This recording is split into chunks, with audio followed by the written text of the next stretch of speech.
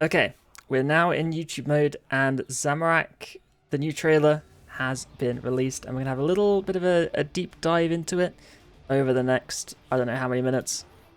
But let's get cracking. So, first of all, what we know is the dungeon is for 1 to 5 players, so 1, 2, 3, 4, or 5, and it scales based on how many people you have with you. I assume similar to Raksha, in the sense that, like something that has 100k HP may now have 200k HP. So that's cool. And we have Zamorak himself. So, what we know so far is that he is enormous. Absolutely enormous. I kind of feel sorry for Mrs. Zamorak. But he summons demons, we know that. And I think in the future clip here, it looks like he has an invulnerable attack at times where he covers himself in his wings and summons a demon, and then probably becomes immune, similar to Glacial, I suppose. So that's cool. We have this here as well. So there are platforms around the arena, which I'm assuming it's like one platform per phase. There are 6 platforms. They spell out the word behave, which we've seen in the sky and some other pictures as well. And here, like, look how big he is. It's enormous. And this is the new bow. So this is the bow that he drops. I'm going to assume it'll be in multiple parts, because that's what they like to do, isn't it? So yeah, I assume it's called the Bow of Edict. And like scrolling around here, like on a continuous loop, you have the words behave with the Gothixian runes. Look at that nice little scroll.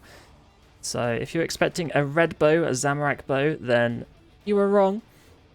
So GG, it's a Bow of Edicts, it seems. But I'm not sure how I feel about the look of it, but I think we'll get used to it. It's just a cool new thing, isn't it? And then here, so this guy here, we have a cultist, a tier 3 cultist. There are multiple different tiers. So throughout the dungeon, there will be demons, and there will be cultists. And the cultists attack with like different styles. Like there's a melee cultist, a ranged cultist, and a mage cultist. And there are 3 tiers of said cultists. This is the big tier 3 guy. And I'm not sure if this is like a reward you can get from either killing them or from the boss. But either way, it could be a cosmetic, it could be actual armor, I'm not sure. But regardless, it is tier 3 cultist armor. So maybe that'll be some new stuff coming soon. I kind of hope it's an actual thing and not just a cosmetic, but I'll have to wait and see. So that's pretty nifty. And then, yeah, in the dungeon, yeah, it's pretty standard. Kill mobs, open doors. The doors are made of fire, which is kind of cool.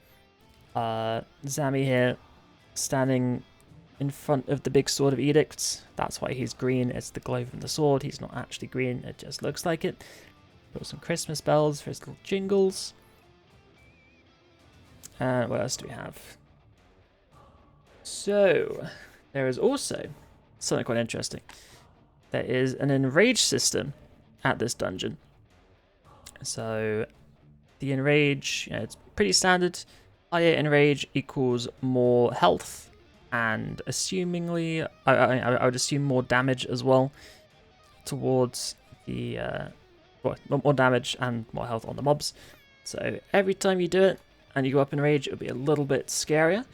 But one interesting thing about this dungeon is that after you do it enough times, you don't have to do the trash mobs anymore. You can skip straight to Zami.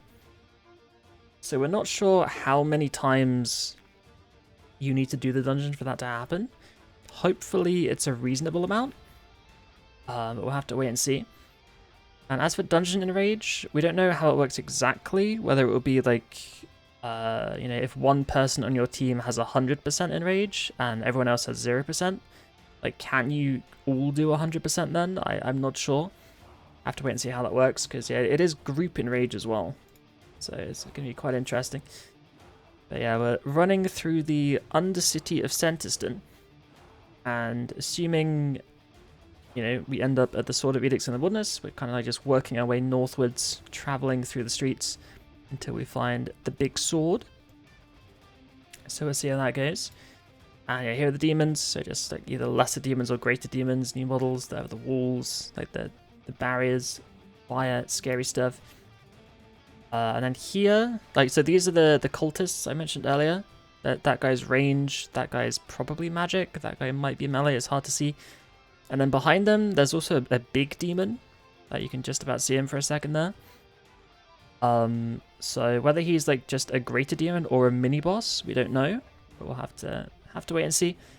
But I assume killing him opens that door. That would make some sense, wouldn't it? Or maybe we come from there, who knows? But we'll have to see how that goes. Yeah, it could definitely be a mini boss with some interesting rewards. And then, well, I guess we should talk a little bit more about Zamorak himself. So here he's got a big like lightning magic-y cloud attack thing. And he puts that cloud down onto the player. It looks like he goes into the demon here to like power it up, but I think it just goes onto the player and does some damage. I guess avoid that. It's probably like just a cloud you can sidestep, like Ambassador or the first boss in ED1. It's also a demon attacks you with melee. So I'm assuming killing the demons is probably a very good idea, I would imagine. And maybe it's like, for every person in the fight, maybe everybody gets their own demon. Possibly. Because all the clips here that we see are solo, and it has one demon. So it's possible that it could be, one demon per person. Like maybe the strat in 5-man is just to like group them all together and just like go completely ham with like chin chompers or something. I'll have to wait and see about that. But yeah, there's the big shield thing that Zami's got. So yeah, he becomes immune there. I assume that's immune to damage until the demon dies, perhaps. Like that would make sense. Like maybe a phase is ending, or maybe like he's healing or something. I don't know. Like maybe, the longer the demon is alive, the more he heals. It's possible he's just like recuperating. We'll have to wait and see on that one though. And then here is the start of the fight. So these are the edict platforms at the start. They spell out the word behave in Gothixian runes. So basically Zamorak's been a very naughty boy. I've got another picture to show on that as well, which we'll look at in a little bit. But what I'm thinking is there might be 8 phases. See, there are the letters again, like there's the B. There's another demon. Again, solo player, 1 demon. So like maybe it's 1 demon per person. Also right there, Zamorak with a little like fire attack. This could be melee or it could be mage, it's hard to say. Because it's like a claw swipe, but he also summons fireballs, so it's hard to say what that is. But like it seems as though he attacks with mage and melee though. So any Crypt Bloom gamers? And then here's the cool part. As if that wasn't cool enough already. There will be high scores for the first person or people to get the Enrage milestones and like the order that you get them in. So that's super duper cool. And also, this boss does not have an Enrage cap. Well, apparently it's capped at 60,000, but apparently it's like there's basically no cap to the Enrage. I assume you'd get one shot far before then. But yeah, it's supposed to be literally impossible to do the highest Enrage. So, well, I mean, 4K Talos was literally impossible. Players still did it, but like I feel like here, if you actually got to like the unlimited cap, which is probably pretend unlimited, it's probably just actually impossible. But I'm definitely curious to see how high players will get. Should be really interesting, because there's probably going to be like a finite limit on what players can do, and I guess that limit will increase as other content is released, which is kind of cool. So we'll definitely see a bit of longevity here. It's gonna get more progress over time. So yeah, that's the big fight with Zami. There's also like wilderness stuff and like a quest thing happening. But yeah, it seems super cool. Let me find the other pictures I had, which were here. So here's the arena.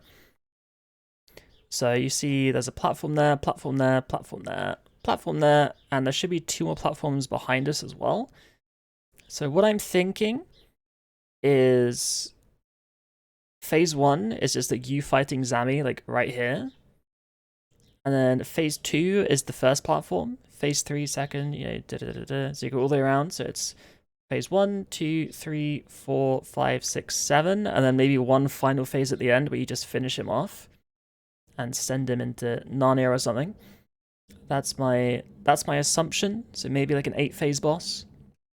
Maybe the last phase is just like, you know, just like clicking on them, so it's like not really a phase. But I can only assume there are at least 6 phases, like 1 for each letter of the edicts there.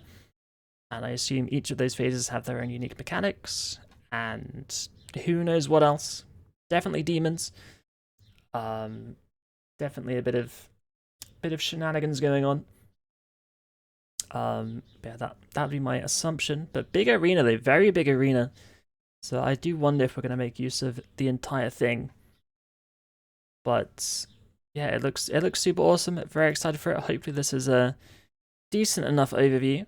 Seems like all combat styles are viable as well. They've got, oh, you can never really trust these, but you know, it's all combat styles are hopefully viable here. But either way, I'm very much looking forward to this. Should be good fun, either group or solo. And yeah, the Enrage climb begins soon. So who do you think is going to get, like, you know, 1k, 2k, 3k, 4k Enrage first? And why does his name rhyme with Picario? But either way, it should be awesome. Hopefully you guys enjoyed this little dive into it. And yeah, look forward to Zami.